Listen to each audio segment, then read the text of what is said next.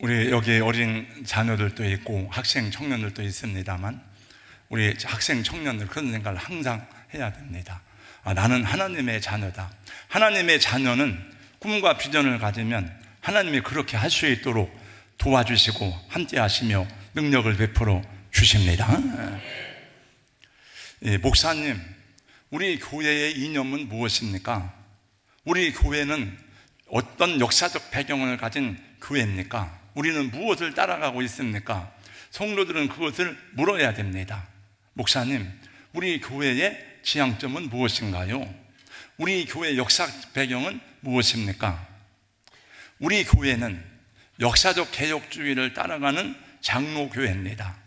근데 장로교회라고 하는 말은 사실은 정치 제도를 말하는 것이고, 이념적으로 말하면은 우리 교회는 개혁교회입니다. 리폼드 처치입니다. 오늘은 종교개혁 506주년 기념주일입니다. 종교개혁은 오랫동안 창고에 파묻혀 두었던 성경을 꺼내어서 다시 보게 하였습니다. 타락한 교권과 인간의 교리에 감기워뒀던 눈을 떠서 하나님의 계시를 바로 보게 한 것입니다.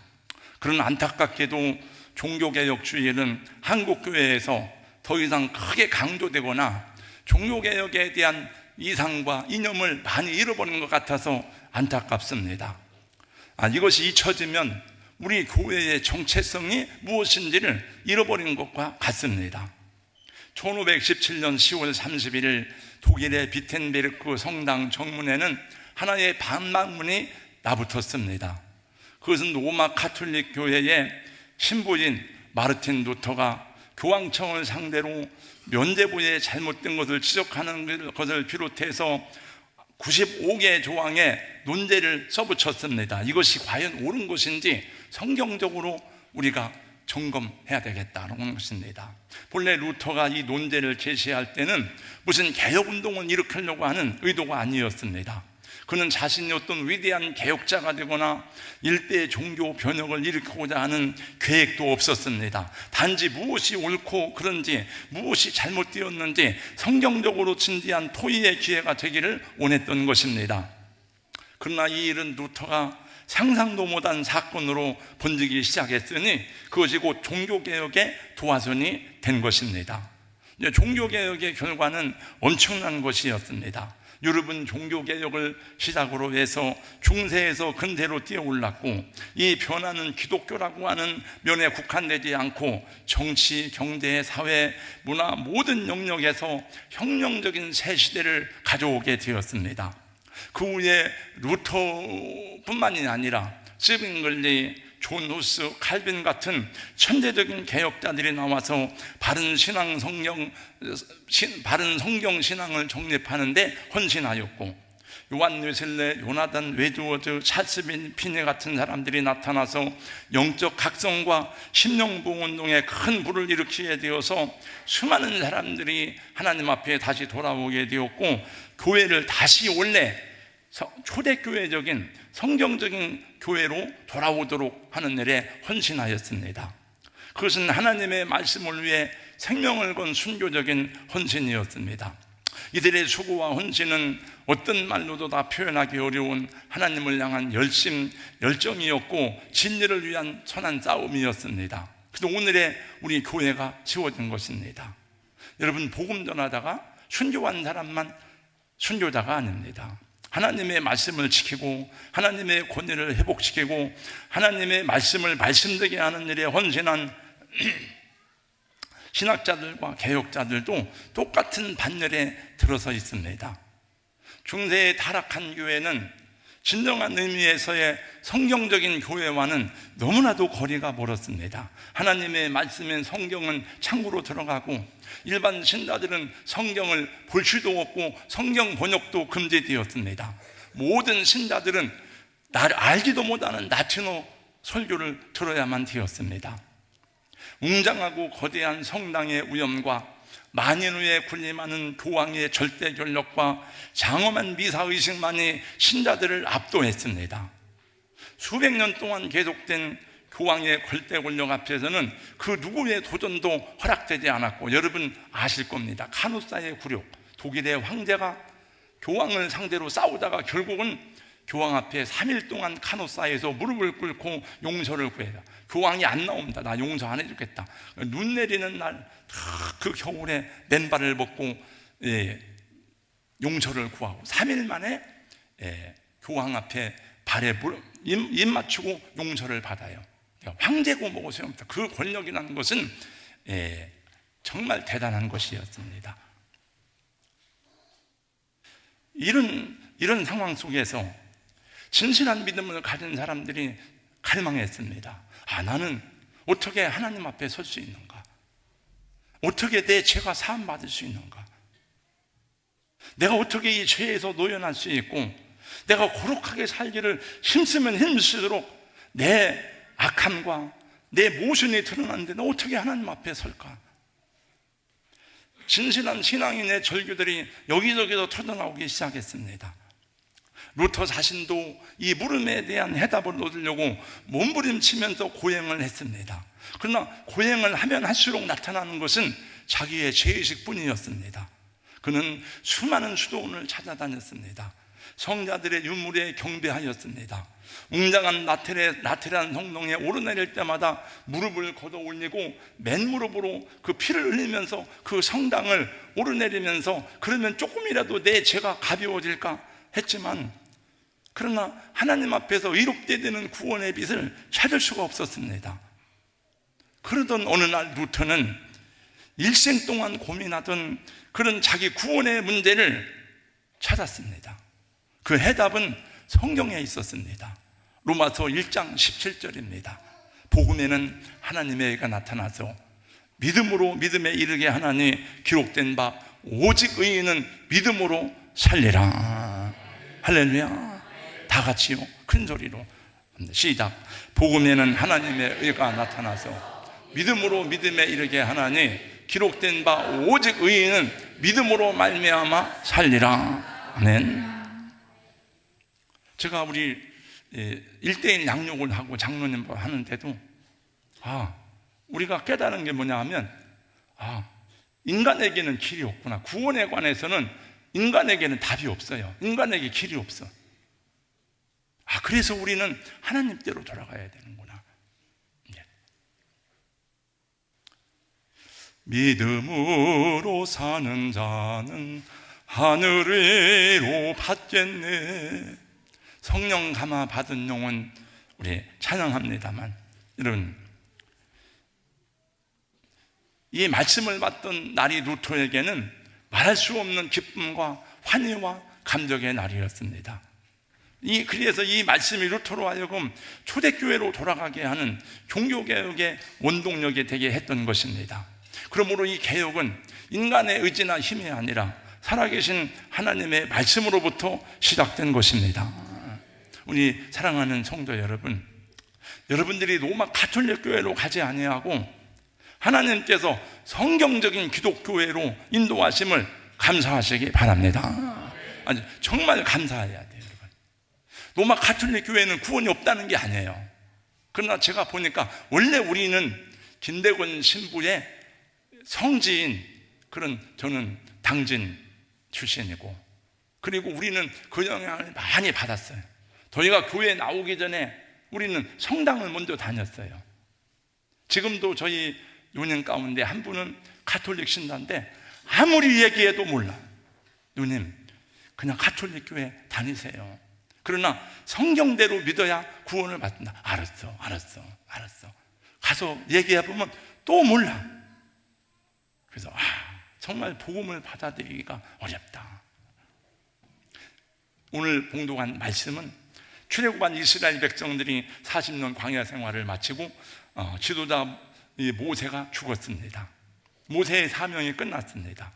여호수아가 모세의 뒤를 이어서 이스라엘 백성들을 끌고 가나안 땅으로 들어가는데, 여호수아는 모세가 가졌던 지팡이를 갖지 못했지만 하나님께서 그에게 말씀을 주셨습니다. 그래서 여호수아가 세워진 뒤에 하나님이 여호수아에게 말씀합니다. 내가 모세와 함께 했던 것처럼 너와 함께 하겠다. 너는 강하고 담대하라. 너는 내가 그들의 조상에게 맹세하여 그들의 주게 주리라 한 땅을 이 백성에게 차지하게 할 것이다. 오직 강하고 극히 담대하여 나의 종 모세가 내게 명령한 그 율법을 다 지켜 행하고 우르나 좌우로나 치우치지 말라. 그리하면 내가 어디로 가든지 형통하리니 네 율법책을 내 입에서 떠나지 말게 하고 주야로 그것을 묵상하며 그 안에 기록된 대로 다 지켜 행하라. 그리하면 내 길이 평탄하게 될 것이며 내가 형통하리라.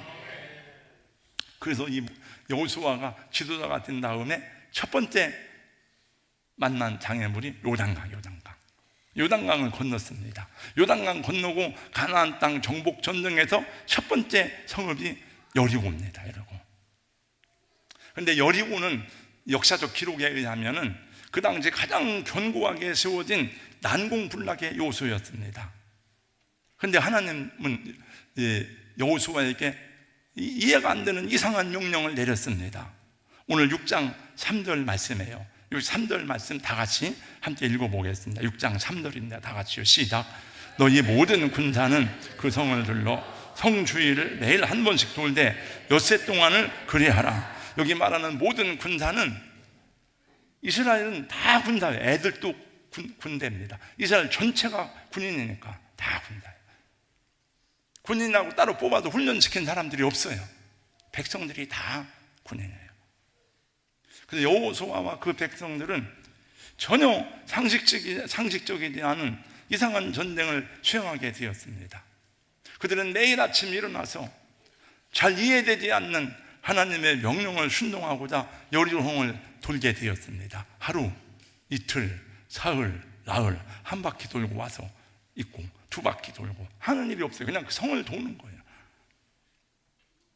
아이들까지 다.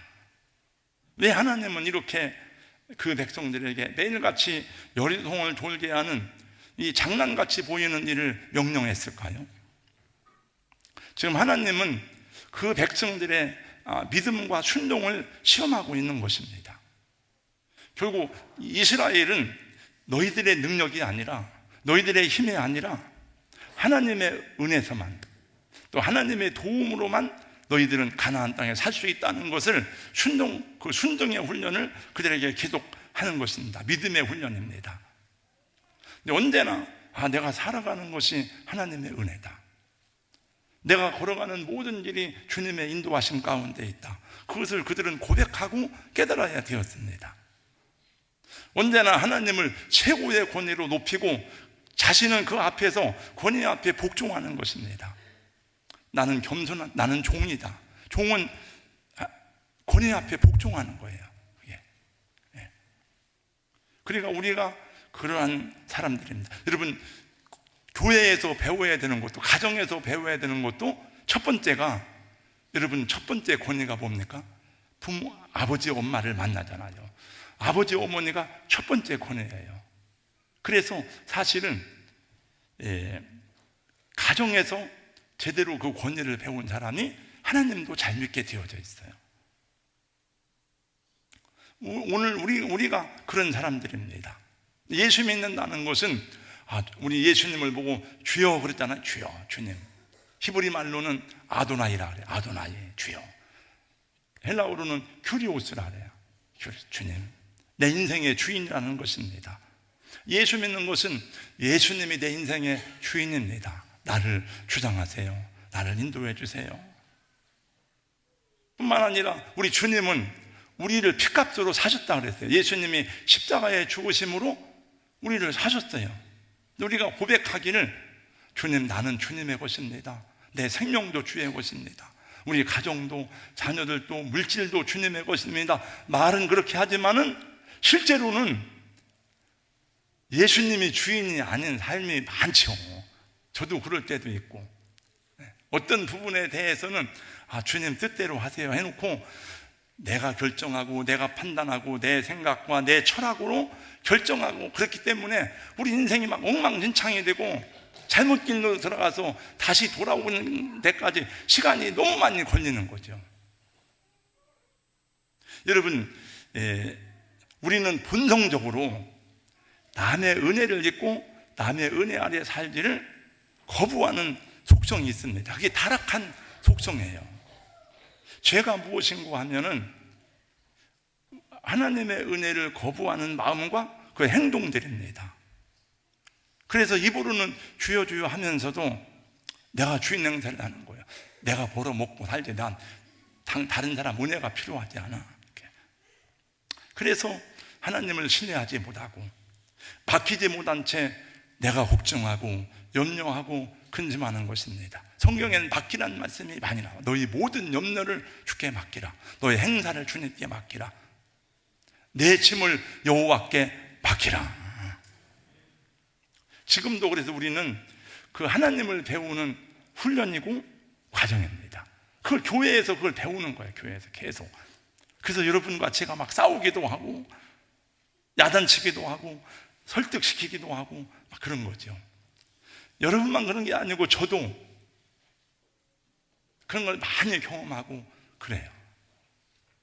여기 주님의 몸된 교회는 하나님과 나 사이의 관계를 새롭게 하는 장소입니다. 하나님 앞에서 나는 피조물이다. 하나님은 창조주다.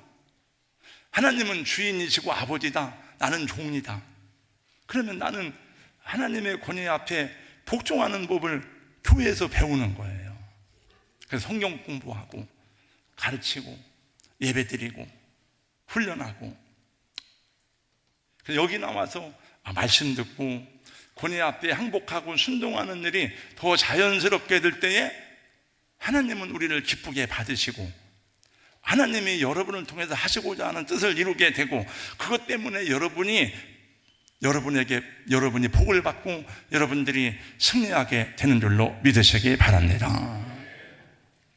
우리 이번 아시안 게임 할 때 우리나라 선수촌에는 감사해요.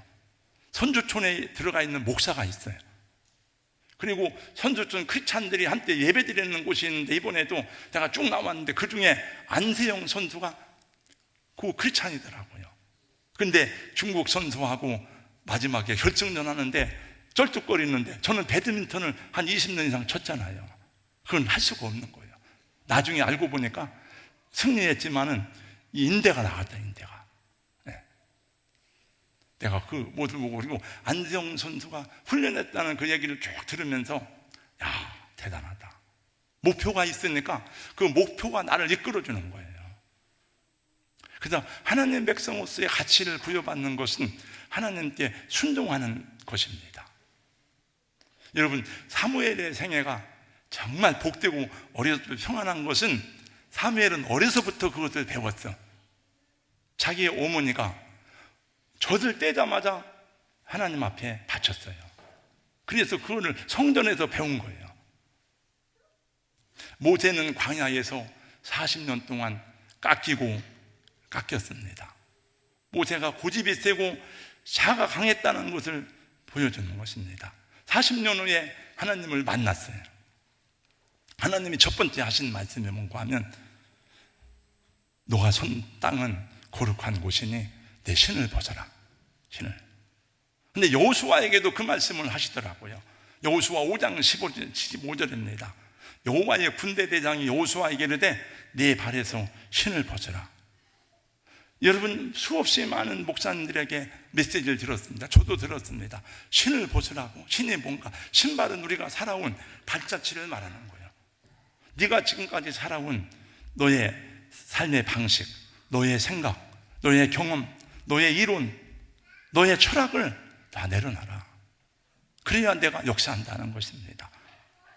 그래서 이 성경에 나타난 하나님의 사람들은 다 하나님에게 쓰임받는 도구가 되기까지 자신들이 가지고 있던 인간적인 자존심과 철학과 자기의 모든 경험을 때로는 다 내려놓음으로 하나님 앞에 쓰임받게 된 것입니다. 아브라함이 그렇고 모세가 그렇고 베드로가 그러했고, 서울대학을 나오고 하버드 대학을 나왔던 이용규 선교사가 내려놓음이라는 책을 썼습니다. 그 다음에 쓴 책이 더 내려놓고 더 내려놔라. 여러분, 모든 것이 그런 건 아니지만 하나님이 말씀할 때는 그냥 다 여러분 생각을 내려놓으시고 아멘하고 순종하는 것이 복이 되는 줄로 믿습니다. 이스라엘은 40년 광야 생활 동안 하나님의 기적과 능력을 수없이 경험하면서도 항상 원망하고 항상 불평했어요. 원망과 불평은 어디서 나옵니까? 항상 입으로 나옵니다. 입으로. 그런데 여호수아는 하나님의 말씀을 따라 이렇게 명령합니다. 10절 말씀해 보니까 너희는 외치지 말아라, 너희 음성을 들내지 말아라, 너희 입에서 아무 말도 내지 말아라. 그러니까 새벽부터 일어나서 그 성을 돌아야 될 때에 여러분 얼마나 하고 싶은 말이 많겠습니까? 이게 뭐 하는 거예요 지금? 이게 뭐 하는 거지? 새벽부터 이게 너무 많은 생각과 그 말이 쌓여 있고 입에서 막 그냥 불평과 원망이 터져나오지만, 근데 여기 성경에 보니까 외치지 말아라, 들내지 말아라, 아무 말도 하지 말아라. 내가 외치라고 하는 그 시간에 함성을 질러라. 그들은 침묵을 명령받았습니다. 그들은 오직 순종을 요구받았습니다. 근데 이스라엘 백성들이 원래 순종을 잘하는 백성들이 아닌데 이때는 다 하나같이 순종했어요. 아무 소리 안 하고. 그리고 여호수아의 말대로 7번 돌고 마지막 날 7바퀴를 돌고 외치라 할 때 외쳤더니 그 성이 정복되고 함락되어졌습니다. 여러분, 이 성경의 얘기는 다 우리를 위한 메시지잖아요. 우리 여러분의 가는 길에도 이런 장애물이 많이 있어요. 크고 작은 언덕들이 많습니다. 이런 것이 없는 사람은 아무도 없어요. 그냥 뭐 노숙자로 살거나 그냥 뭐 거렁뱅이로 살거나 아무렇게나 사는 사람은 상관이 없지만, 그러나 인간으로서 뜻과 의지를 가지고 사는 누구에게든지 극복해야 될 성이 있고 골리앗이 있고 요단강이 있고 더 큰 산이 있습니다. 그 더 큰 산은 뭡니까? 홍해바다예요. 홍해바다. 그러니까 더 큰 문제를 만나면 내가 지금 홍해바다 앞에 있구나. 하나님이 말씀하셨습니다. 큰 산아, 내가 무엇이냐? 내가 스룹바벨 앞에서 평지가 되리라. 이는 내 능력이 아니다, 내 힘이 아니다, 여호와께서 행하시느니라. 스가랴서에 나온 말씀이에요. 그래서 그때마다 무엇을 해야 되는지, 그래서 기도하는 겁니다. 하나님 도와주세요. 기도하고 무엇을 순종해야 되는지 가르쳐주고 깨닫게 하시기를 주님께 구하시기 바랍니다. 하나님이 순종을 얼마보다 좋아하시는, 이렇게 성경은 말씀하고 있습니다. 한번 저를 따라서 한번 하세요. 순종이 제사보다 낫고 듣는 것이 순양의 기름보다 나으네. 우리 성도 여러분, 하나님 나라와 하나님의 영광을 위해서 여러분의 생애를 기쁘게 들으시기를 주님의 이름으로 축원합니다. 그럼 우리 내 생애는 어디 있어? 여러분, 하나님 안에서 하나님이 영광을 받으시게 하려면 우리 삶이 복될 수밖에 없어요. 그 안에서 우리 인생에도 가치가 있고 빛나는 것이고 존귀한 생애가 되는 것입니다. 여러분 생애에 하나님이 일하시는 기적을 보기 원하십니까? 순종하시기를 주님의 이름으로 축복합니다. 오늘 옛날 오관성 목사님이라고 유명한 서울의 교회가 있어요. 김충기 목사님, 오관성 목사님, 침례교회, 서울 강남중앙 침례교회. 그 다음에 또 오관성 목사님하고 아들 오영택 목사가 담임하던 거기는 은혜와 빛교회인가 아무튼 그런데 아마 두 교회가 서로 쌍벽을 이루는데, 이 대전에 있는 제가 그냥 흥림동산처럼 지내는 김용영 목사님 아들 김만 목사가 거기 후임자가 될 것인지 안 될 것인지에 대해서 오늘 설교를 한대. 7번 설교를 한대. 그러면서 우리 보고 기도해달라고, 우리 아들 거기 가야 되니까 기도해달라고 막 그러더라고요. 근데 제가 물어봤어요. 아니 오영택 목사가 젊은 분인데 왜 벌써 사임을 해? 왜 벌써 후임자라고 했더니 이분이 풍으로 쓰러졌다네요. 쓰러져가지고 그래. 근데 이분이 찾아낸 거예요. 자기가 내가 선교사로 가기로 했는데, 선교를 하기로 했는데 목회만 하고 있었구나. 그래서 교회를 사임하고 치료한다가 몸이 아직 회복이 안 됐는데 선교사로 가기로 자원을 하고 했는데 공항에서 이런데, 공항에서 이 사람이 일어난 거예요. 이제 하나님이 그러니까 하고, 그래서 그 교회가 후임자를 정하는데 뭐 몇 명을 대상으로 하는 오늘 자기 아들이 설교하는 날이라고 기도해 달라고 그러더라고요. 저는 그 얘기 하려고 한 게 아니고, 오영택 목사님이 쓰러졌는데 다시 일어났구나, 그 얘기를 들었어요. 그래서 마지막으로 기도에 대해서 말씀드립니다. 11월 1일부터 특별 새벽 기도회를 시작합니다. 결론만 말씀드립니다. 기도회에 나올 수 없는 환경을 생각하지 말고 나는 이래서 못 나와, 그러면 처음부터 그러면 안 됩니다. 여러분, 내가 왜 기도를 해야 되는지, 내가 어떻게 나올 수 있는지를 생각하면 하나님이 길을 주시고 할 수 있는 에너지를 주시고 능력을 주시는 줄로 믿습니다. 지난 금요 기도회 새벽에 말씀 전하는데 갑자기 에스겔 이야기가 생각이 났습니다. 그래서 그 이야기를 내가 주일날 해야 되겠다. 어느 날 하나님이 에스겔에게 명령했습니다. 에스겔 4장 4절입니다. 너는 왼쪽으로 누워서 이스라엘 족속의 죄악을 짊어지되 네가 눕는 날수대로 그 죄악을 담당할지니라. 4장 9절입니다. 내가 그들의 범죄한 횟수대로 네게 날수를 정하였나니 390일이다. 390일 동안 왼쪽으로 누워가지고 그 죄악을 담당하는데, 그냥 누워있는 게 아니고 몸을, 거기 보니까 4장 8절 말씀 드려요. 4장 8절에 내가 줄로 너를 동일하니 네가 에워싸는 날이 끝나기까지 몸을 이리저리 돌리지 못한다. 그러니까 왼쪽으로 390일 동안 몸을 뒤척이지 못하고 있는 거예요. 1년 넘는 세월입니다. 참 저는 이 성경 볼 때 내가 에스겔이 아는 게 참 감사하다. 정말이에요. 이런 얘기가 많아요.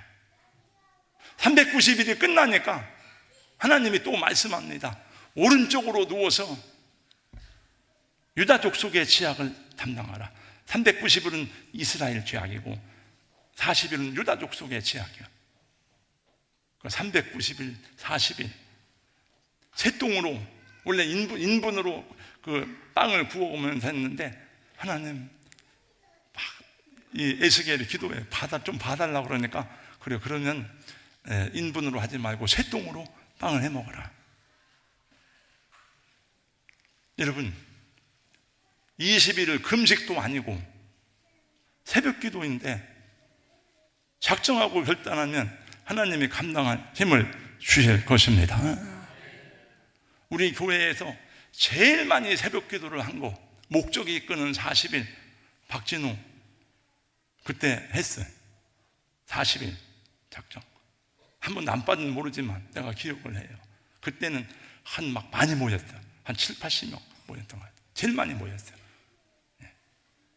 청년들도 다 했어요. 그때는 하려고 작정하고 결단하면 감당한 힘을 주십니다.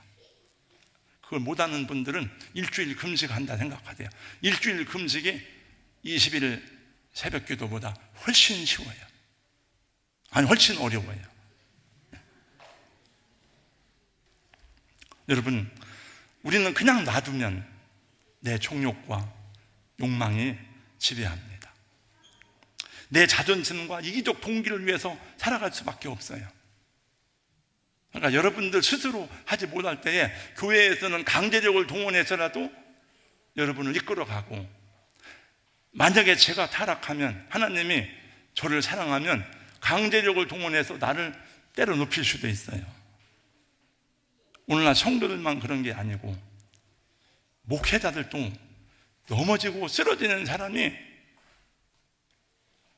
부지기수입니다. 정말이에요. 유혹과 시험이 너무 많아. 정말 믿음으로 살기가 쉽지 않아. 아니, 목사들도 내가 목회자의 세계를 잘 알잖아요. 그런 분들이 많다니까. 그래서 교회에서 뭐 맨날 뭐 한다, 뭐 작정기도 한다, 그것도 감사해야 돼요, 여러분. 그냥 내 맘대로 살면 잘 되는 게 아닙니다. 이 세상의 성도들은 새하늘과 새 땅을 바라보고 걸어가는 하나님의 사람들입니다. 하나님은 장차 하늘에서 면류관을 받았을 사람들마다 이 땅에서 싸워 이기도록 승리를 약속하셨습니다. 그러므로 그 영광의 나라를 바라보면서 진리의 선한 싸우며 전진하는 여러분과 우리 교회가 될 수 있기를 주님의 이름으로 축원합니다. 여러분 강하고 담대하시기를 주의 이름으로 축복합니다. 내 주는 강한 성이요 방패와 병기 대신이 그날 안에서 우리를 구하여 내시리로다. 내 힘만 의지할 때는 패할 수밖에 없도다. 여러분 힘이 얼마나 됩니까? 돈도 없잖아요. 진짜 저는 내가 이렇게 죄송합니다. 우리 장로님하고 성령부 하는데 장로님은 돈이 별로 없지만 저 아들, 딸 사이는요 돈 몇백만 원은 돈이 아니더라고요. 정말 돈 많은 사람들이더라고요. 대단하더라고요. 이것도 명품 시계인데 장로님 찬 시계는 오메가 시계인데 그냥 이거 하나 살까? 그러면 그냥 사준대. 이렇게 이거 하나 필요할까? 그러면 돼. 그런 돈이 없잖아요, 여러분. 여러분 하버드 나오고 그렇지 않잖아요. 네. 정말 돈 많고 배우고 능력 있는 사람도 많아요. 그래도 엎드려 기도하고 하나님의 은혜를 구하며 살아가는데 저는 생각해봐요. 나는 공부도 못하고 백도 없고 우리 엄마 아버지 물려준 재산도 하나도 없고 나 하나님만 의지하며 살아야겠다. 그런 거 부러워하지 말고 많이 배운 사람, 돈 많은 사람, 권세 있는 사람 부러워할 거 없어요. 하나님이 우리 아버지신데. 네. 근본 기도회를 통해서 묵은 땅을 갈고 엎어서 하나님의 새 역사를 경험하는 여러분과 우리 교회가 될 수 있기를 예수님 이름으로 축원합니다. 축복합니다. 할렐루야.